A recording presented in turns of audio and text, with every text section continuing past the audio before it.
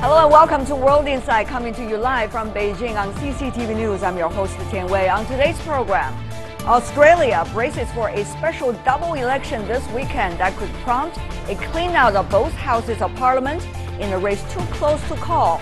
Will Prime Minister Malcolm Turnbull regret calling the election? And as Uber continues its bid to crack competitors' hold on the China market, we sit down with the Senior Vice President of China Operations, Zhen Liu. Can Uber catch up? And what about the sharing economy in this country? We begin today's show with Australia's election, which could append both Parliament and also oust Prime Minister Malcolm Turnbull. Most polls show the race for Prime Minister is too close to call, less than 24 hours before Election Day. Turnbull and his rival Labour leader Bill Shorten spent the final day of the campaign pitching for last-minute support. Our correspondent Greg Navarro has more. Liberal Prime Minister Malcolm Turnbull appeared upbeat and confident in Sydney on the last full day of a non-stop 8-week campaign. There we go. He was also quick to remind voters of what he said would be the consequences if his gamble to call an early election and dissolve both houses of Parliament backfired. The alternative is the chaos, the instability, the uncertainty of a Labor-Greens independent alliance. Labour leader Bill Shorten seemed a bit more subdued as he was greeted by supporters in Sydney, but no less confident. I'm determined to win the election tomorrow. Analysts say Shorten's rise as a more refined and formidable candidate has helped to make the race closer than initially expected. He got quite feisty, was prepared to be quite clear about the positions that he was taking, which changed, I think, people's perception of him a little from, oh, he's fairly lacklustre, and we remember the zingers from last year, to someone who is prepared to take it up to the Prime Minister. Turnbull wrestled his party's leadership from former Liberal Prime Minister Tony Abbott last year.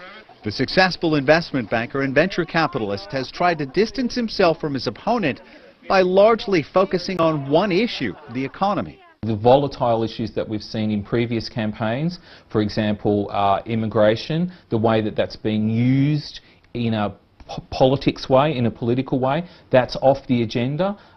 There is no disagreement about our engagement with Asia.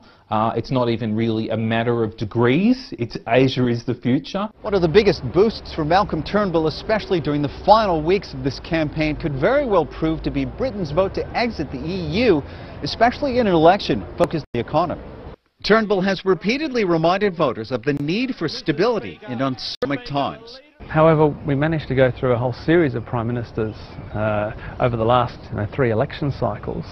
One more probably wouldn't make any difference. Australians have endured 5 Prime Minister changes since 2007, most involving parties ousting their leaders. This election represents the first time since 2013 that voters get to choose. Greg Navarro, CCTV, Sydney. And for more discussion about the Australian politics and the election coming up during the weekend, I'm joined here in the Beijing studio. Mr. Victor Gao, Director of the China National Association of International Studies. He was, as the interpreter, accompanied Chinese leaders to Australia for several times. Welcome to our program. Meanwhile, we're also welcoming from the University of Reading, a lecturer in constitutional law and indigenous politics, Mr. Chris Wilson from the UK. He, of course, is joining us about Australia. Welcome to both of you. Mr. Wilson, let me ask you first. 9 years, 6 prime ministers. What is your general assessment about the election result? Too close to call? Yeah, it's definitely too close to call. I mean, what the Australian voters are really looking for is someone who is authentic and sticks to their conviction, and the current crop really don't seem to be getting there. And with 25% of voters indicating that they're happy to consider minor parties and independents, it really is too close to call. Politics from down under, certainly very interesting, Mr. Gao, for us here in China. But when you see the rather referendum that was going on in the UK for the Brexit, people are nervous about whether the elections elsewhere this year or even the next will be all about populism. What do you think at this moment, Mr. Gao, this election has been about? First of all, Australia is a great democracy, and I think people in Australia value and treasure their democratic traditions. But sometimes in a country like Australia, people also need to ask whether there is too much democracy, resulting in a very weak government or the revolving door system for the Prime Minister. For a country like Australia, if there is not effective leadership, then the economic development will slow down, and people may be polarized. Therefore, I think while they enjoy the democratic tradition, they also need to come up with effective ways of governing the country.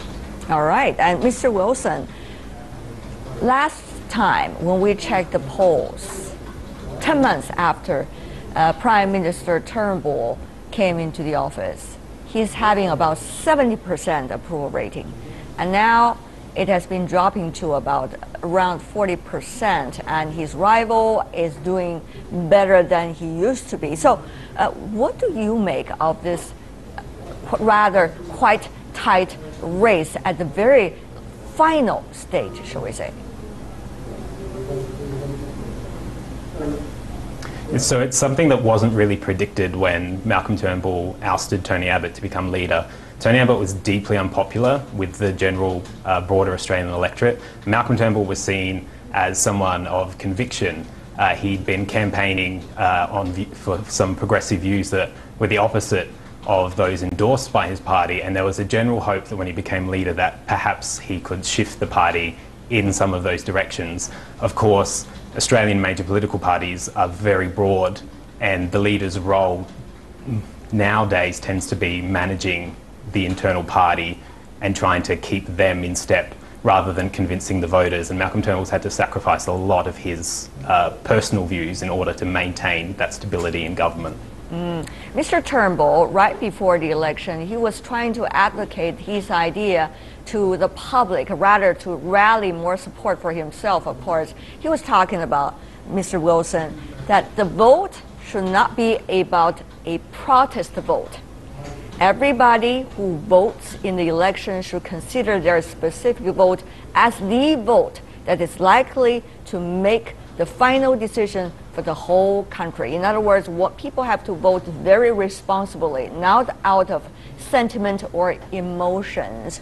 Do you think that could happen, Mr. Wilson?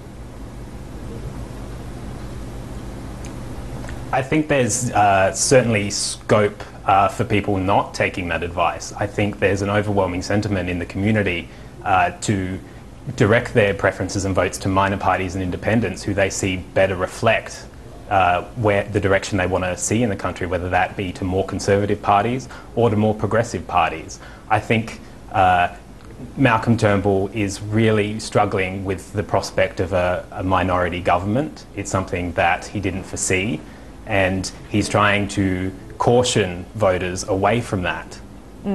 At this moment, Mr. Wilson, if I could just continue by asking a follow-up question. We've seen a lot of smaller parties across the spectrum have been gaining support as a result of this quite long campaign. Usually in your country, Australia, takes 4 weeks for all the candidates to do a campaign, but this time it started back in the month of May. So even parties talking about poker machines, even parties talking about more guns, less government, are gaining support.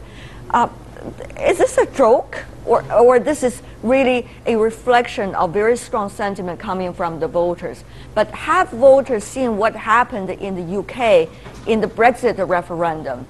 Could voters become very serious during the final hours of voting, or are they just likely just to have their air out no matter what it is? So there's a couple of factors at play in Australia. So Australia has compulsory voting. So we tend to see a more moderation when it comes to people actually making the decision, and these kind of protest votes to some of the more kind of single issue or non-mainstream parties tends to be balanced out by the fact that we do have compulsory voting, so it becomes much more moderated. In relation to, you mentioned the party that focuses on gambling machines, so that's the Nick Xenophon team. That's one of their platforms. Nick Xenophon has a very popular support as a centrist. His party kind of adopts more of a pragmatic approach to policy, and they try to remove ideology from their decision making.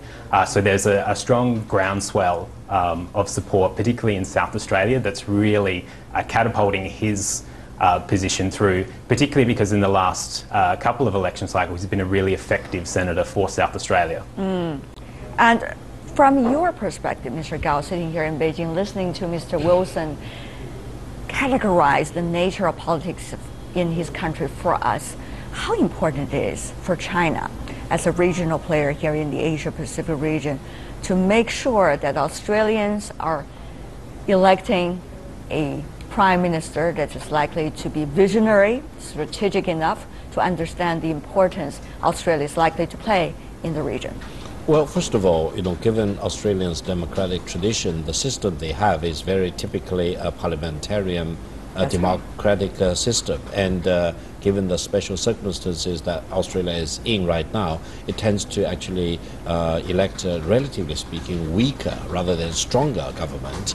And rather than either the Labour Party or the Conservative Party gaining a majority, many times they actually elect a minority government leading towards a very weak government. Now, it was supposed to be a majority, at least Mr. Turnbull was thinking about that, but at this moment it seems to be not necessarily going to be the case. Exactly. As far as China is concerned, we need to deal with whichever government which emerges out of this electoral system as it is, whether it's a majority government which tends to be stronger or a minority government which tend to have more fractured and fragmented power. And China and Australia have excellent relations, both on the economic and trading side, but also in terms of mutual investment. The two economies are highly complementary. Therefore, I think from the Chinese perspective, there is a high level of assurance that whichever government that will come into office, it will need to deal with China to promote China-Australia bilateral trade. Talking about trade, that is a very important factor in the election. But what do you think, Mr. Wilson, is the total nature of people's choice this time when they're making their final decisions in the final hour leading up to the polls? How important is it a prime minister, the new one, likely to be able to support the country, make the transition from mainly relying on its mining industry? Australia is so well known for its natural resources and doing a great job of creating all the different kind of industry related to the natural resources. And yet, we know the commodities market have not been doing very well over the past few months. So how important it is for the voters to understand there has to be a strong person that can be able to provide the country with the support transition of its economy? Mr. Wilson. So Australian voters are really presented with two effective choices. So our preferential system really does channel vote to the major parties, so the Liberal coalition and Labor, so Malcolm Turnbull and Bill Shorten.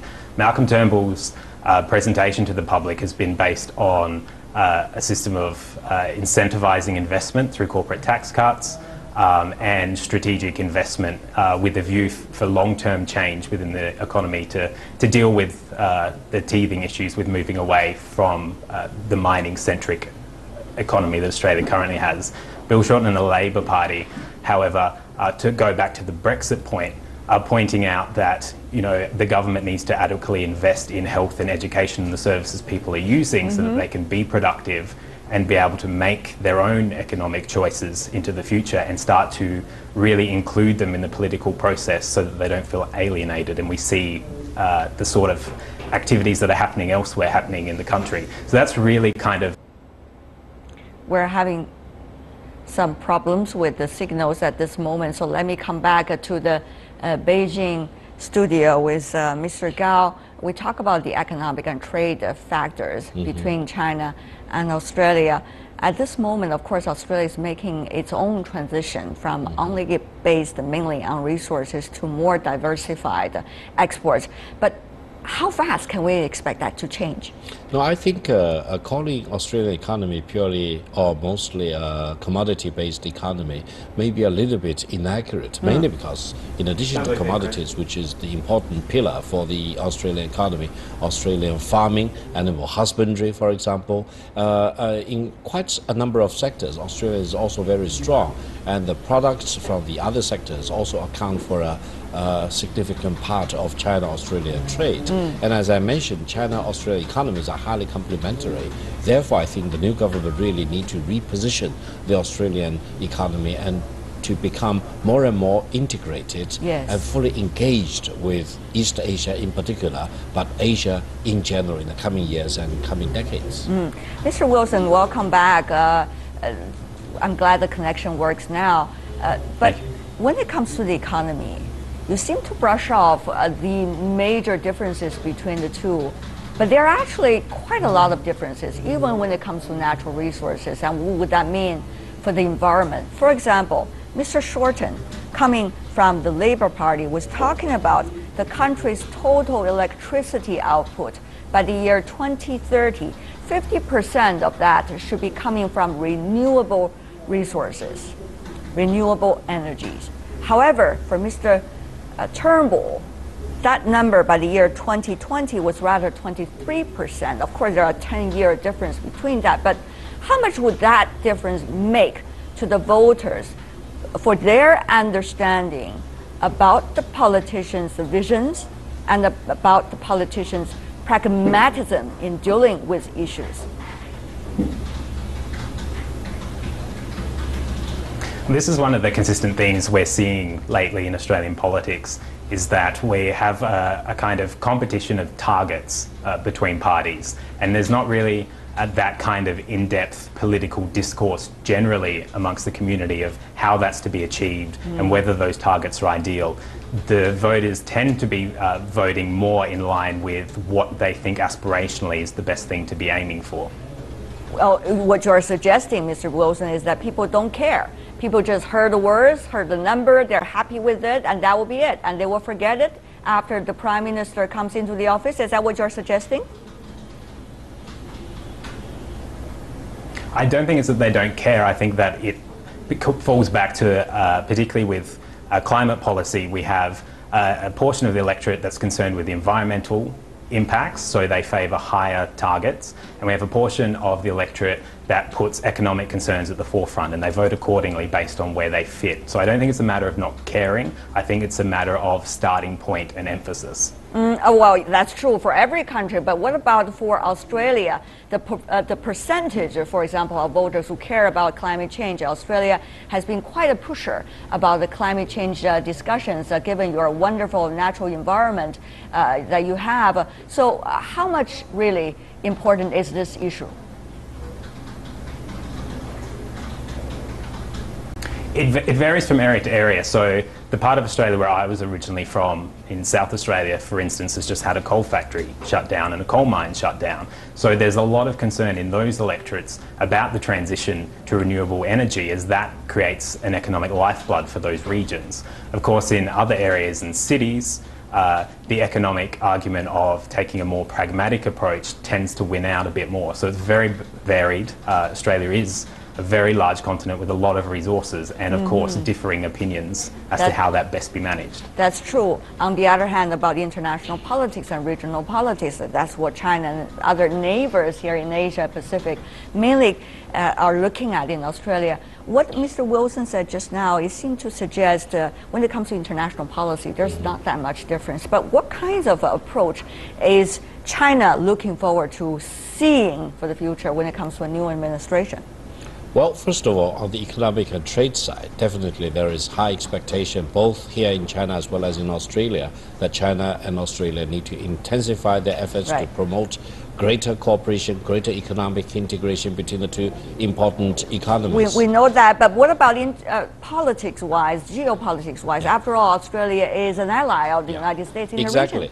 On the geopolitical side, there is a dilemma because Australia and the United States actually have a treaty whereby Australia has the obligation to go to war whenever the United States goes to war. That means just in case, God forbid, if China and the United States find themselves in a conflict, for example, involving the South China Sea, then Australia will have no other choice but to go on the bandwagon with the United States and be on the opposite side against China. That will be a huge dilemma and will generate huge negative consequences both for China and Australia. Therefore, I think, from the Chinese perspective, we would expect that Australia will exercise greater sanity and will become a good go-between between China and the United States, calm down everyone rather than really just single-handedly joining one side against the other side, because otherwise that will really create such a security dilemma between China and Australia, which will be detrimental to the economic and trade relations. Yes, indeed. Mr. Wilson,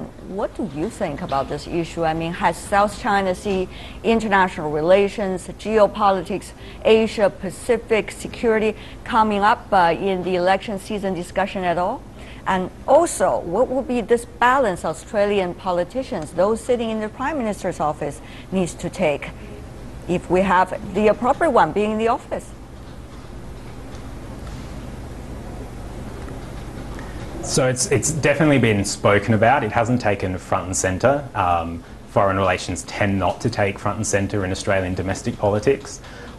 In relation to Australia's foreign policy going forward, there's definitely a consensus building that Australia needs to start adopting its own approach to identifying its own strategic objectives and really asserting its own needs rather than continuing the trend of falling more into line with US foreign policy directives and strategies. So that is currently underway. Australia is building its capacity to be able to do that. It's something that we haven't been strong on in the past. And I think that's a trend that will continue regardless of which side of politics wins on Saturday. But it is something to bear in mind that pivot to Asia and Australia's place within Asia and our trade, cultural and diplomatic relations with the Asia-Pacific region more broadly, I think is starting to really be appreciated and improved, although there's much more work to be done. Chris Wilson, Victor Gao, thank you so much, gentlemen, for being with us. We're looking forward, of course, to the result of the election in Australia. Thank you so much. Stay with us here on World Insight. We got our final segment coming right up. As Uber continues its bid to crack competitors' hold on the China market, we sit down with Zhen Liu, Senior Vice President of China Operations. Will Uber succeed, and what about the sharing economy in China? Welcome back. You're watching World Insight on CCTV News. After the last round of financial crisis, the concept of sharing economy gained steam as an antidote to materialism and overconsumption. Now its mantra that access trumps ownership has truly become mainstream, and some businesses in that realm have also become big names, such as Uber, which now operates in about 500 cities around the world. But its growth has gone through moments of both elation and struggle, a typical trajectory for any disruptor. And questions around safety, legal liability, and more have become such thorny ones that some even jokingly suggest that Uber is driving the profitability of at least the one industry, lobbyists. Well, jokes aside, what exactly is the current stage of the sharing economy, particularly from the perspective of these operators themselves? What about the global market, and particularly China? How fierce is the competition? What does it take to win? And is there any space for win-win? I pose all of those questions to Zhen Liu from Uber China at Summer Davos in Tianjin recently. Before we hear her answers, let's take a look at this first. Uber has procured over $3.5 billion funding in Saudi Arabia, setting a record of its own fundraising history. In China, it has also managed to expand its operations from 10 cities in 2015 to 60 so far, while aiming for 100 as an annual goal in the Chinese market. The ultimate goal for Uber, it claims, is to become the #1 taxi app in the market, and that means beating its largest competitor, Didi Chuxing. Didi emerged in China 2 years ago and soon became China's most popular taxi app. Compared to Uber, Didi Chuxing's ability to fundraise has been very strong. Its latest round amounted to $4.5 billion and is claimed to be the largest round of fundraising among any non-listed company worldwide. According to Poly Real Estate, one of Didi Chuxing's investors, Didi's estimated value is no less than $27.6 billion US. What is it going to be, the nature of this competition, therefore? Investment, market share, minor differences in the business model, or what? I asked all those questions to Zhen Liu. 3.5 billion, is that the number? That's likely to burn very fast. So how is that likely to be used? How long can it last? I have to stick to my original question. I think I would say, as much as needed. I think, once you have a proven business model who can make money itself, I think money shouldn't be an issue. And it's how you spend the money going to be a good question. So how? And also a good challenge So how? for us. I think we wanted to spend smartly, on innovation and also, improving user experience. Like what? We have new product that is coming out. We have a new product called Uber Commute that was actually innovated in Chengdu first. And then they started rolling out outside China. So I really wanted to say that we wanted to spend the money more efficiently and smarter and make customized products for each city we're in China, because each city is so different. Yeah. Your global CEO, Travis, was talking about the company is willing to plow all the resources, even earn the profits elsewhere to be put into the Chinese market because this is so important. Yeah. But once again, this is an international operation. How long can that last? It's a big question. I know you're coming from Uber China and putting so much pressure on your shoulder by asking this question, but still the question is, when can you be profitable? I think that's what the investors are all asking these days.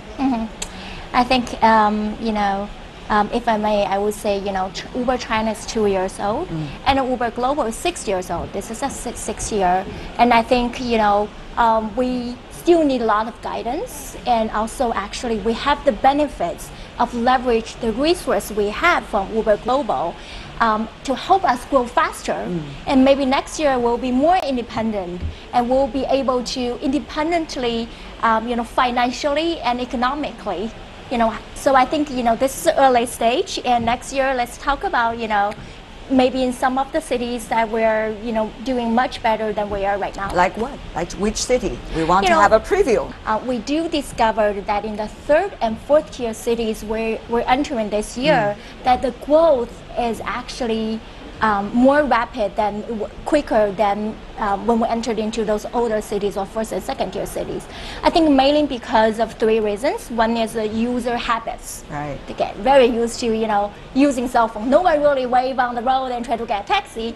And the second is, I do believe that a lot of those areas are underemployed.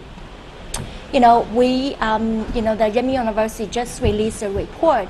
26% of people working on Uber drivers are actually from the laid off workers. There's laid off workers before they join Uber, become Uber partners. And the third part, I have to say, I think a lot of those smaller cities that the public transportation is not very mature. So they're really So underserved. smaller cities, third and fourth tier cities, likely be the one making profits first. I think they have a great potential, yeah. And also I would say that we have more operational experience this year. Yeah. I see. Yeah. Talking about operational experiences, Yeah. it is very interesting for us to imagine how would it work. I mean, you only exist here in China 2 years. Yeah. Earlier we were chatting, you were telling me how you and you guys, or ladies, Yeah. try to go to a city with a 2 or 3 person detachment and try to establish a service in that city. Talk to the government, business community, civil society, all of these different stakeholders. So how did that work? How could you do that so fast? It's a very interesting question. If you do it so fast, will it be stable? I think it's really about, we actually, from our organization perspective, we have a very decentralized organizations. We really empower the people who know their city best to run the cities. So that's why you see, we call them launchers. We typically have, one launcher launching a city, then we have a 3 people squad. right? Like GM, I'm a marketing manager, and DOps, we call Everybody it. has a beautiful title, Yeah, but there are only three of them. Only 3 of them, runs entire city, and they're entrepreneurs. They're owners of that cities. I think that's really motivate and incentivize them to provide the best service possible for their cities. So I think it's really about autonomy and empowerment that we give, or they have.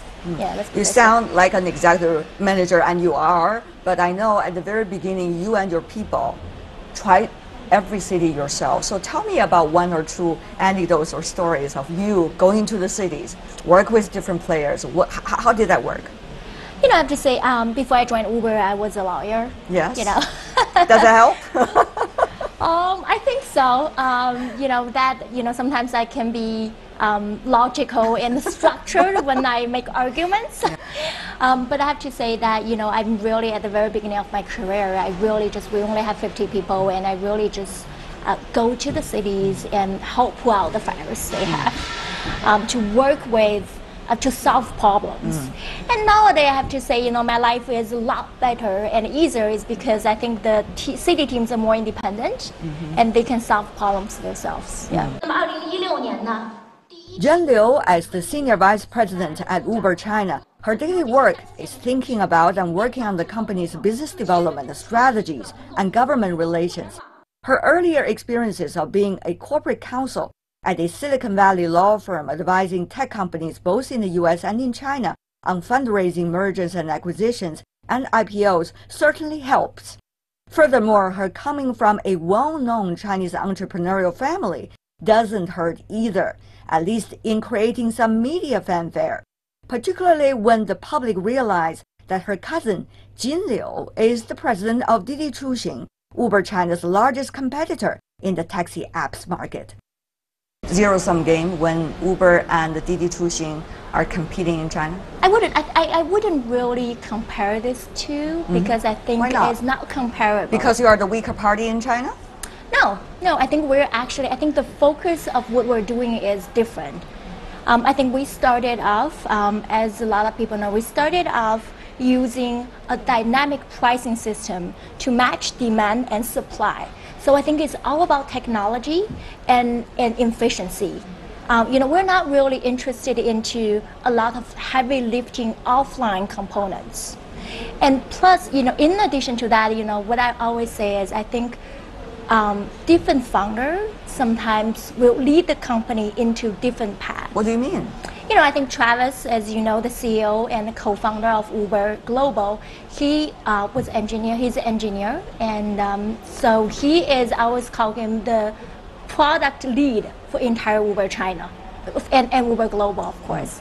And you mean Cheng Wei and Liu Qing are different kinds of people? I think people, I think their focus is different from what we focus at, so I always say. And I always I use the metaphor say that, it's like twins. Yeah? They look very similar, but, but the personalities are totally different. And when they grow older, you see the difference. They're just two completely different people. Yeah. Jin Liu, who of course you're very familiar with, also a member of your family, extended family, is with Didi Chuxing. She was being asked earlier by the media about Uber in China, at least. She said even the advertisement of Uber is quote-unquote very cute because the name of Didi Chuxing is even mentioned on Uber's page. She said it's kind of interesting when you have two businesses working in the same field and one name is being mentioned in order to prove the rather efficiency and also the identity of the other. What I would assume she's suggesting is that you have to use a bigger name in order to make sure that your business can also work here, your business model can also work here. Well, is that a question or a comment? It could be a question. It's not a comment from me, but rather, what is it? How do you see this interesting relationship? I think when I started as Uber, I think I want, the only thing that I was hoping to bring to the market and customers and users is to really provide a better alternative So, and I think the focus has never really changed from a perspective, from product perspective, and from user experience perspective.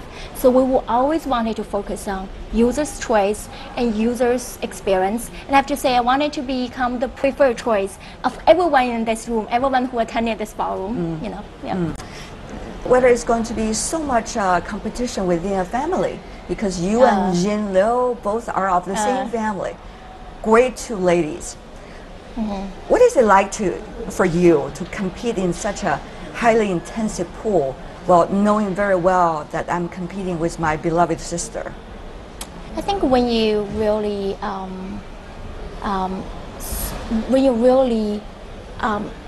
take a high road or stand above and to see, and also when you, like 30 years later, when you look back, it's all about whether or not the competition creates a better product or services to people.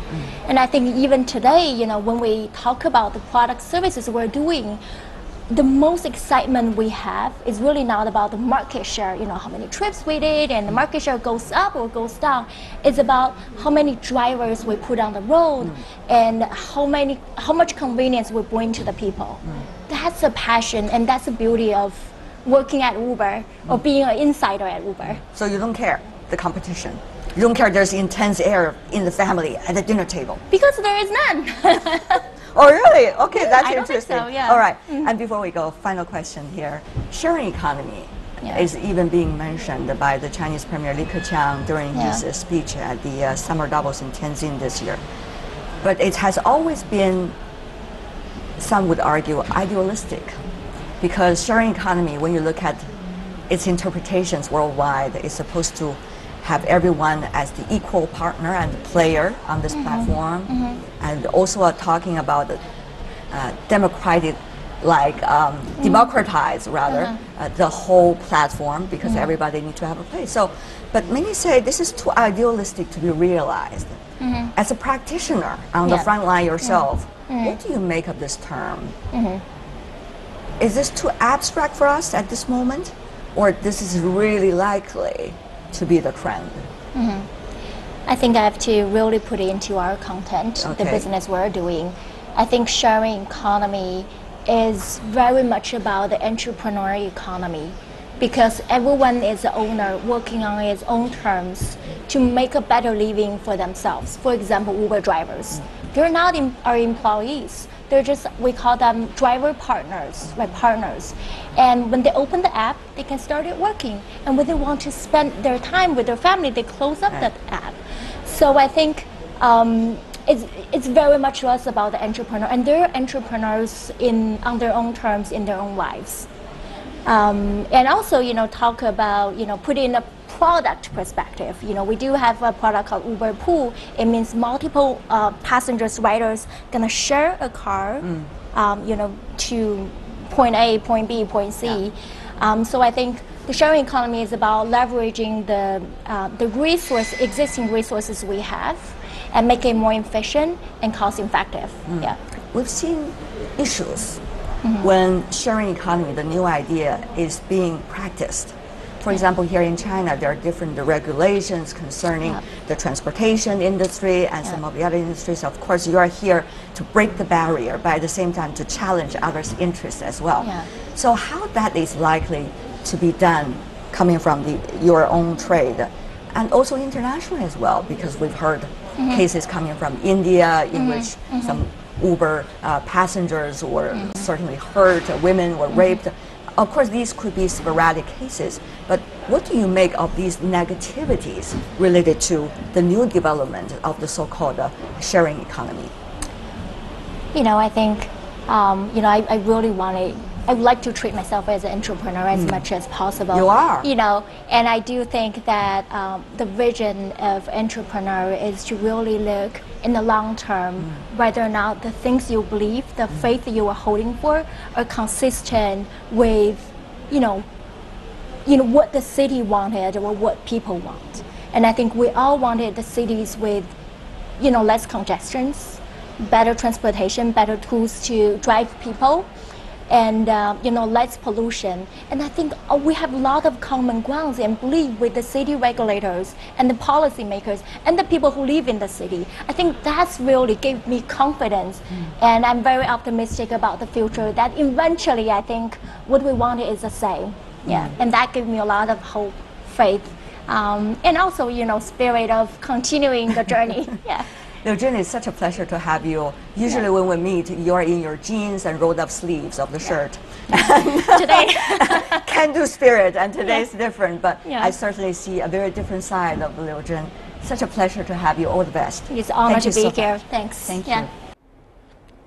Jen Liu from Uber China. And that is all the time we have for today. If you'd like to see more of our program, visit our website. Just type in World Insight, CCTV News into your search engine. You will be able to find us, or you can also check out our YouTube channel. From Li Tianwei and everyone at the World Insight team, thanks for watching, and tune in again next week for more insights from across China and around the world. Good night and have a great weekend.